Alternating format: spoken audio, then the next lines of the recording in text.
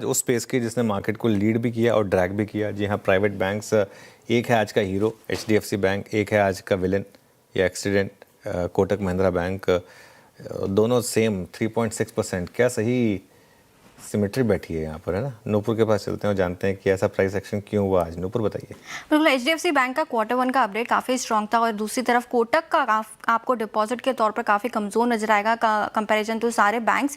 इसीलिए दोनों में आपको जो है एक्शन देखने को मिल रहा है। एचडीएफसी के साथ शुरुआत करें तो ग्रॉस एडवांसेस करीबन 15.4% की बढ़त यहाँ पर आती हुई नजर आई है। डिपॉजिट्स भी देखें तो ऑलमोस्ट 15% की स्ट्रॉन्ग ग्रोथ आपको वहाँ पर भी दिखेगी। कासा डिपॉजिट्स में 9.4% की ग्रोथ देखने को मिली और कुल एयूएम भी देखें तो 12.4% बढ़ के करीबन 31 लाख करोड़ के पास जाते हुए नजर आ रहे हैं। ब्रोकरेजेस की माने तो बर्नस्टीन का आउट परफॉर्मेंस का कॉल है, 1150 रुपए के लक्ष्य देते हुए दिखे।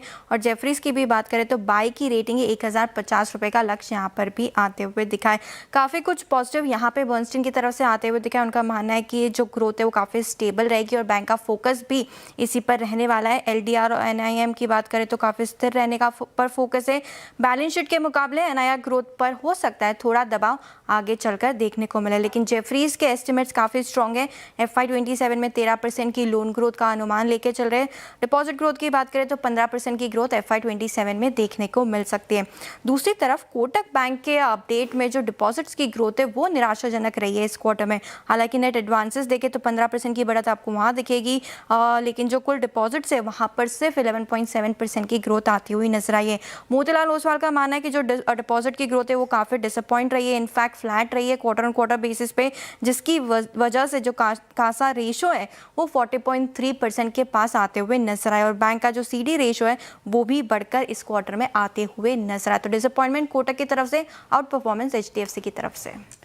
शुक्रिया अनुपुर जानकारी के लिए। तो जहां कोटक 3.5% डाउन, वहीं एचडीएफसी 3.5% अप है क्वार्टर 1 अपडेट के बाद। एचडीएफसी बैंक, राजेश जी, इसने तो चलना शुरू किया है। क्वार्टर 1 अपडेट दमदार और साथ ही ब्रोकरेजेस की तरफ से 1100 से ऊपर के टारगेट आए हैं। क्या लगता है आपको कितना दूर वो लेवल, और जिनके पास नहीं है क्या 830 के लेवल पर सोचे अब लेने का? देखिए श्रेया, मुझे लगता है कि आज एचडीएफसी बैंक पे बहुत ही क्लीन ब्रेकआउट मिला है। अगर आप इसका इवन डेटा भी देखें तो लॉन्ग एडिशन है, रेंज ब्रेकआउट है। अगर आप स्विंग ट्रेडिंग की बात करें तो देखिए एक रेजिस्टेंस है जहां पे अटक रहा है, वो है 832, बट इन फ्यूचर 832 चल रहा है। तो आप कह सकते हैं कि ये रेजिस्टेंस को थोड़ा सा के आसपास स्ट्रगल हो रहा है, लेकिन अगर पोजीशन है तो डेफिनेटली इसमें बने रहे 810 के स्टॉप लॉस के साथ। इसका जो नेक्स्ट टारगेट आएगा वो रहेगा इसका 200 EMA, जो करीबन 865 के ट्रेजेक्टरी में आता है। तो 865 तक का मूव मुझे लगता है अनफोल्ड हो चुका है। स्टॉप लॉस 810 का होगा।